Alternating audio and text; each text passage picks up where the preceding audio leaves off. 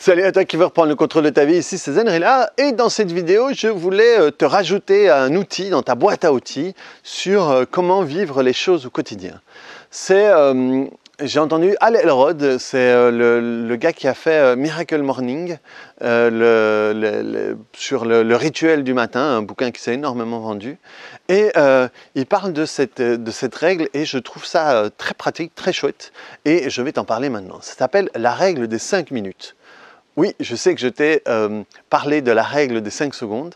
Maintenant, je vais te parler de la règle des 5 minutes et je vais voir si je peux te faire une vidéo sur la règle des 5 heures. Mais je dois encore trouver sur quoi est-ce que je vais trouver là-dessus. Mais la règle des 5 minutes, c'est en réalité, c'est quand il t'arrive un truc.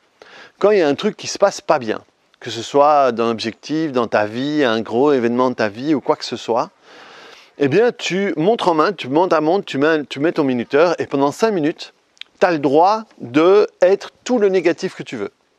Tu bouffes de la merde, tu dis des saloperies, tu insultes, tu râles, tu fais la victime, tu fais tout ça. Et après 5 minutes, tu dis cette petite phrase, c'est « je ne peux pas le changer ». De toute façon, je ne peux pas le changer. Je vais vérifier. Ouais, c'est ça. Je ne peux pas le changer. J'ai pris quelques notes parce qu'il y a un truc long et il y a des trucs qui disent que je voudrais le dire à sa manière et ensuite l'analyser à ma manière. Et par exemple, lui, il a eu un accident de voiture et il s'est retrouvé paralysé. Et il a utilisé cette règle qu'il avait appris avant dans son ancien travail et où il a été vraiment mal. Et après, il a dit, de toute façon, je ne peux pas le changer. Parce qu'il ne pouvait pas le changer, il ne pouvait rien faire, je ne peux pas le changer. Et ça a complètement changé son truc. Il a dit à son père que s'il devait rester en chaise roulante toute sa vie, ce serait le gars en chaise roulante le plus heureux du monde. Et sinon, il recommencerait à marcher. Et il a recommencé à marcher, mais bon, je ne vais pas te raconter toute l'histoire ici. Mais donc, si t'arrive un truc, je ne sais pas moi, hein, si tu n'as pas... je ne sais pas, tu as fait un accident de voiture, ta voiture est cassée, ou je ne sais pas moi, tu t'es fait arnaquer, tu t'es fait machin, tu t'as acheté un colis qui n'est pas venu, j'en sais rien, un truc qui est en dehors de ton contrôle, tu as 5 minutes pour vous faire de la merde, et ensuite, tu dis, je ne peux pas le changer. De toute façon, je ne peux pas le changer. Et ce qui se passe, c'est qu'à ce moment-là, quand tu dis, je ne peux pas le changer, moi, ce que je dis souvent, ce que j'expliquais souvent à ma sœur, je me souviens que j'ai une discussion comme ça avec ma sœur, parce qu'à un moment, elle me dit, oui, mais je t'ai dit 2-3 fois qu'il m'était arrivé un truc, elle me dit, oui, mais ça t'emmerde pas, ça t'énerve pas. Et ce que je lui explique, c'est que moi, je suis quelqu'un qui avait l'habitude de me stresser énormément pour des choses comme ça, et vraiment... je me suis rendu compte que la situation, c'est celle-là. Si je me stresse ou que je me stresse pas, la situation est la même. Donc en réalité, mon stress ne sert à rien là-dedans. Ça sert à rien, ça peut rien changer. Donc le seul truc que ça peut changer, c'est que ça me pourrisse encore plus la vie à moi, avec tous les effets que le stress peut avoir. Je sais ce que je vais dire dans la règle des 5 heures, hein, parce que la règle des 5 heures, c'est 5 minutes de colère.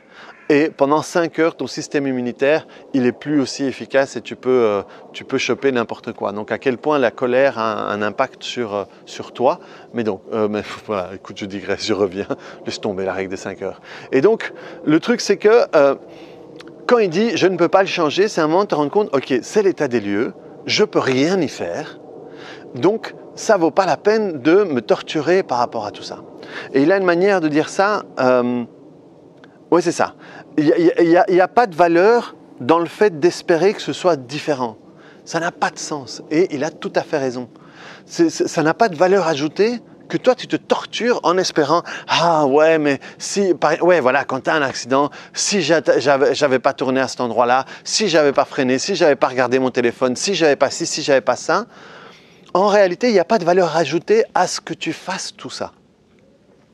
Tu te tortures pour rien et donc au bout du compte ça n'a pas de sens. Si j'avais pas dit oui, si j'avais pas été là, si j'avais pas si, ben là-dedans en réalité tu t'es occupé à te battre contre un moulin à vent. Il n'y a rien qui change quand tu fais ça. Par contre, tu te remplis de merde. Mais vraiment. Et donc après, il dit un truc que je t'ai déjà dit plusieurs fois, mais je vais juste te lire la manière dont il le dit, et après je vais revenir sur ce que moi je dis. Il dit « Toutes les émotions négatives sont auto-créées par le degré de résistance qu'on a par rapport à notre réalité. » Donc, les émotions négatives sont auto-créées par le degré de résistance qu'on a par rapport à notre réalité. Et tu vois, par exemple dans la vidéo « Et j'aime ça », je t'expliquais que le problème ne sont pas nos pensées, ne sont pas nos émotions, mais la manière dont on va s'y accrocher. Et la bagarre qu'on va commencer à avoir parce qu'on les a eues ou parce qu'elles sont passées par notre esprit. Et donc à ce moment-là, tout d'un coup, ça va durer des plombes. Et par exemple, si tu arrêtes de te battre contre ça, eh ben, l'émotion ou la pensée, elle va passer, et puis après, ça va être terminé. Et ce qui est génial, ce que j'avais pas pensé, c'est la manière dont il dit que les émotions négatives sont auto-créées par rapport à ce degré de résistance à notre réalité. On a une réalité, on a un état des lieux, et le fait qu'on n'accepte pas ça, c'est ça qui va gérer, c'est ça qui va auto-créer, les émotions. Et ça, c'est un point de vue auquel je ne l'avais pas vu comme ça, à quel point en réalité, ouais, c'est ça. Moi, je disais, ben, elles sont là, et plus tu vas te battre, plus elles vont rester. Et en réalité, ça, c'est déjà la deuxième partie, parce que la première partie, elles sont arrivées parce que tu n'arrives pas à accepter l'état des lieux, la réalité. Et ensuite, elles arrivent, et toi, tu t'accroches et tu commences à te bagarrer encore plus, et du coup, tu les as créées, tu les gardes, tu les maintiens, et voilà, de nouveau, tu en bouffes du début à la fin. Et du coup, c'est génial, parce que cette réalité dont lui, il parle, ça peut être une réalité passée, ça peut être une réalité présente, ou une réalité imaginée. Des fois, on s'invente des trucs. Et on va se bourrer le mou par rapport à ce qu'on s'invente. Par exemple, quelqu'un a eu une réaction et on va élaborer tout le langage interne de cette personne, alors qu'on ne sait pas du tout ce qu'elle a pensé. On sait pas. L'autre jour, j'ai eu un client, qui il dit que sa vie a changé quand on lui a fait du bullying à l'école, l'harcèlement. Et c'est un type qui le traitait de gay, et lui avait 8 ans. Et le truc, c'est que lui est gay maintenant. Et donc, le type, dans sa tête, le type savait détecter les gays.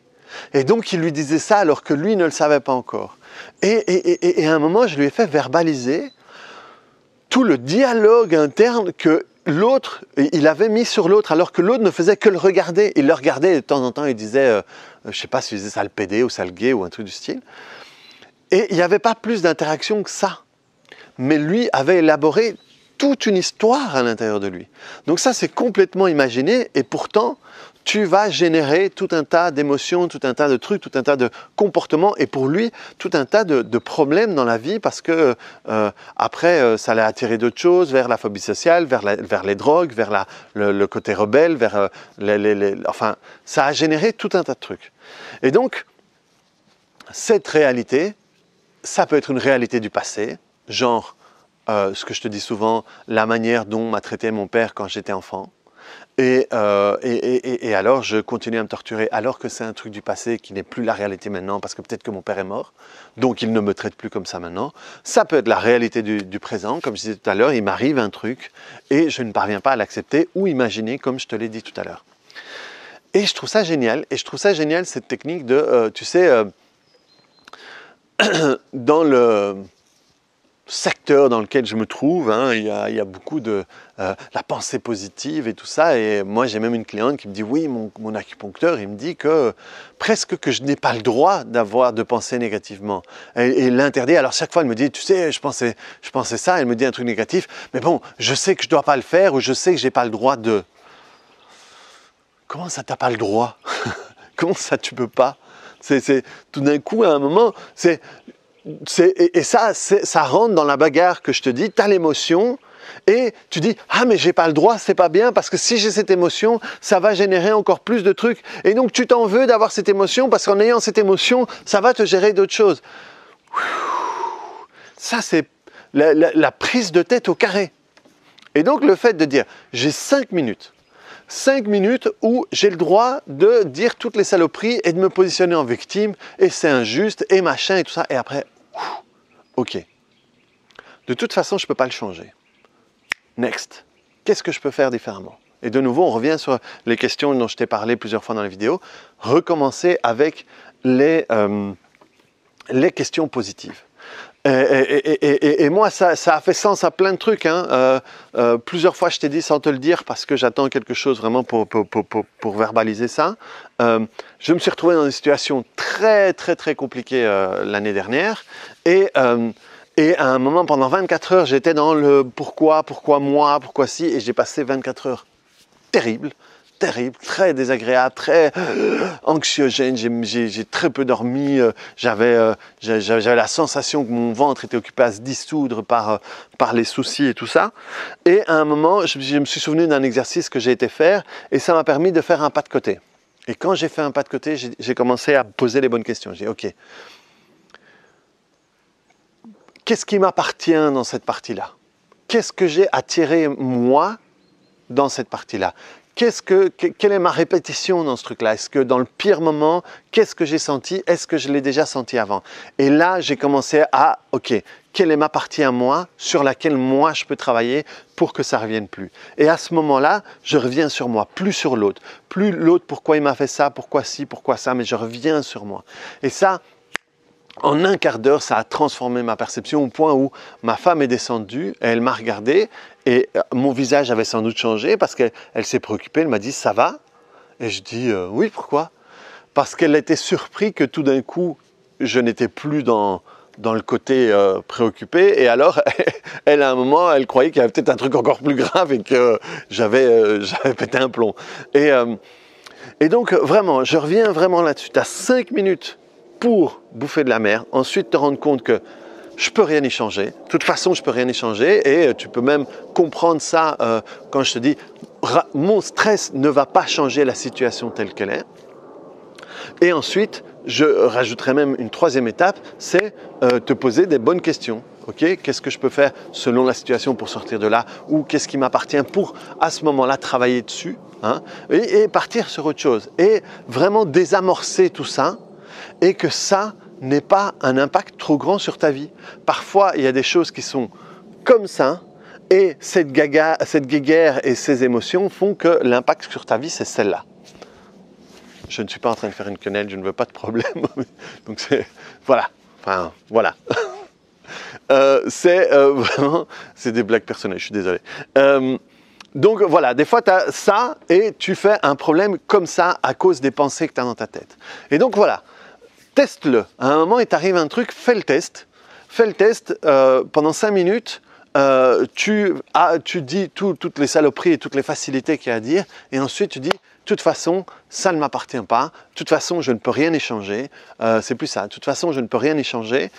Et chut, tu pars sur autre chose, tu pars sur ton truc, tu pars pour faire ça différemment. Si ça a raté, si tu as perdu un contrat, si on t'a dit non à un contrat, si tu as loupé un objectif, ok. De toute façon, je ne peux rien y changer, c'est fait, c'est fini, j'ai pas signé, ils ont signé quelqu'un d'autre ou quoi, ok. Qu'est-ce que je peux faire différent et tu pars sur autre chose. Voilà, reprends le contrôle de ta vie. Dis-moi ce que tu penses de cette règle de 5 minutes. Dis-moi si tu l'utilises, si tu utilises quelque chose de similaire ou ce que tu utilisais avant, hein, et comment est-ce que tu pourrais prendre quelque chose d'ici pour le changer. Et mets-moi un petit bouton j'aime et on se voit sur une autre vidéo. Allez, salut. Et par contre, les vidéos de 5 minutes, laisse tomber. Hein. Salut, ciao.